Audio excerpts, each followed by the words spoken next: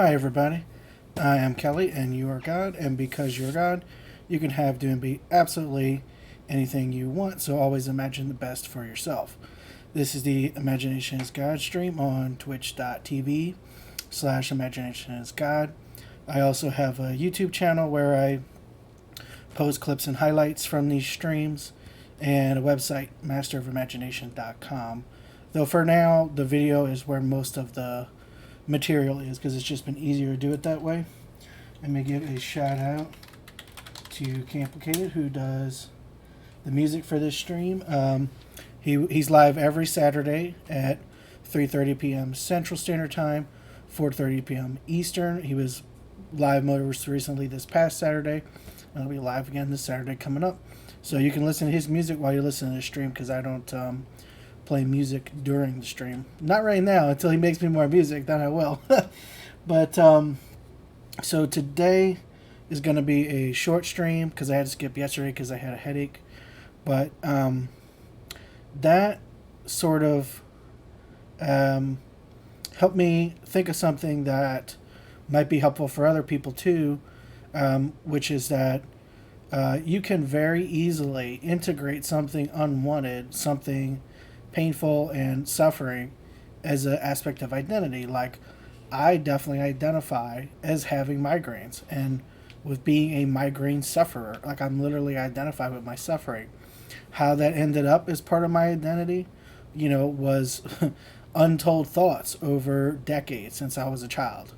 So when you're looking at changing the feeling of yourself and changing who you see yourself as, keep in mind there may be a lot of things that you've held in place for so long, and even though you realize, okay, I don't want this, I definitely don't want to keep experiencing this, you do feel like a attachment to it. Because when I started thinking, well, what would my life even be like if I didn't have migraines anymore? What would that be like? And of course I can conceive of it, but I haven't had very much experience with that. I've had experience with very much the opposite. And so it's like there's so many thoughts interwoven with that.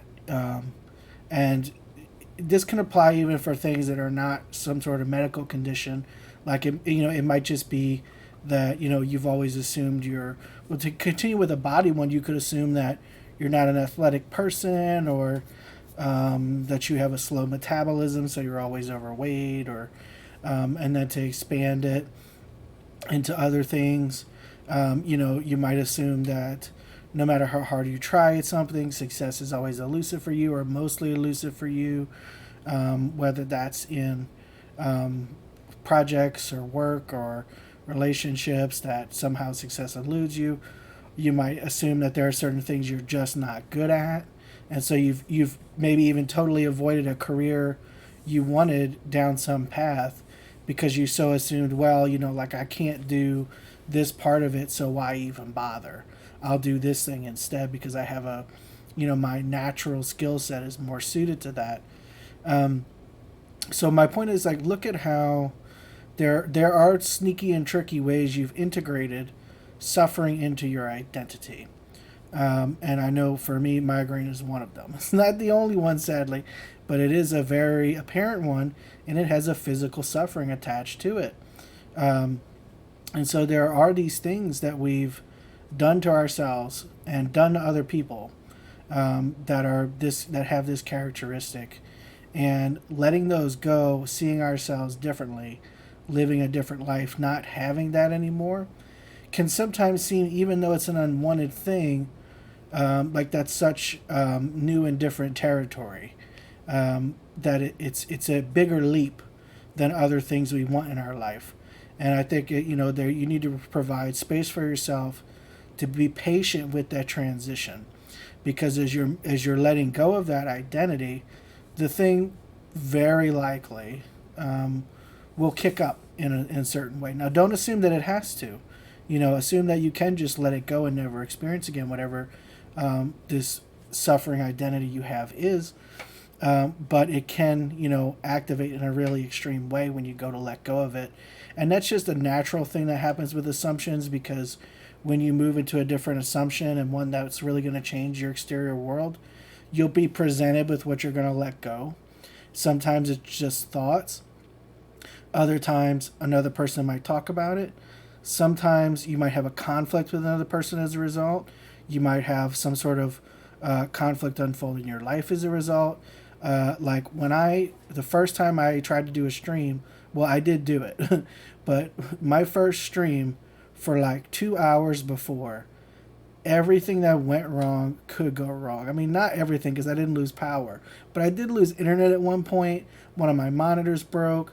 Like my mic had all kinds of weird issues. Like the program was screwed up. The number of issues I had that day, and I knew it was happening. I knew that some part of me was afraid, was afraid of doing this stream, and had just, resisted it for so long because it was something I'd had in mind. I'd been planning mentally for over a year at that point, and so that resistance to actually finally do it had a physical manifestation in physical things breaking. And so whenever you're moving out of these identities into a new identity, that can happen.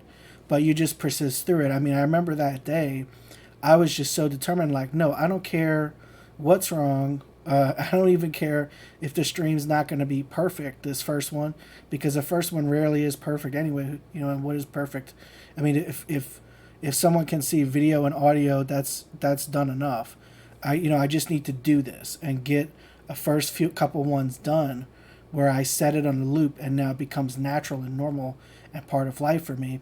And it already has done for the most part, but still I do have problems sticking to a schedule with the stream, only because right now I'm not sure like what are the good times for people and then what are the good times for me, like what that time relationship is there. But anyway, my whole point is you can absolutely have unwanted aspects of your identity creating in your life, and when you let go of them, or when you start thinking in the direction of not having this as part of who you are anymore, it can kick up some more exaggerated unwanted in your reality, and you just be patient with yourself and persist through it.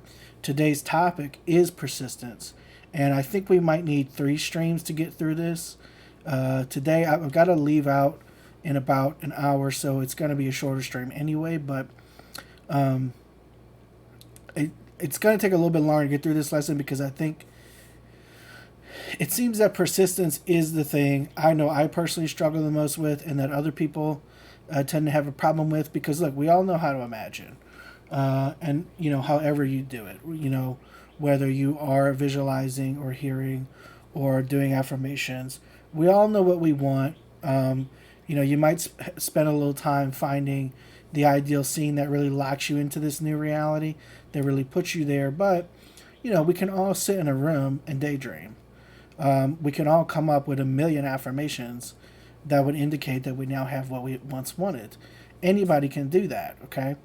But once you've done that, once you've successfully moved there, how do you stay there enough so that it expresses on the screen of space? That's the question, that's the quandary a lot of people have. And I think a lot of people try to embody that, inhabit that by the barrage of affirmations. But that was not the way Neville recommended to do things. However, his recommended method of imagining primarily visually was only because he said most people have an uncontrolled mind, so they couldn't just adjust their thoughts. Because if you could just adjust your thoughts and assume that you're already this new person, totally mentally in terms of all your thoughts, you wouldn't need an imaginal act. But the imaginal act, especially in a relaxed state, is like a hack. It's a workaround. It's a way to convince yourself that this thing is true in a more effective manner than a barrage of affirmations. That's why it's recommended by him. And for I think there's a lot of contemporary people talking about Neville who don't understand that, either because they didn't read it in the books where he talks about it, or just because it benefits them not to realize that, whatever. But the point is, this persistence issue that you're having, if you're having it, because I have had it, it's usually because whatever you did mentally to try to capture the state was not the best, like either not the best scene, the best affirmation, or you're just so strongly attached to the current reality and you just have not let it go yet. And the more you do that, seeing those affirmations, the more you can let go. But what I have experienced, and I'm hoping to experience it more and more, is that the right scene, done only a few times, like looped once, but like one session you looped it a bunch, but just one session, can be totally enough to completely identify with the new reality, so much so that the thoughts automatically align. The issue comes up when we've had something where we put on a repetitive thought train, like a record, of all the unwanted thoughts.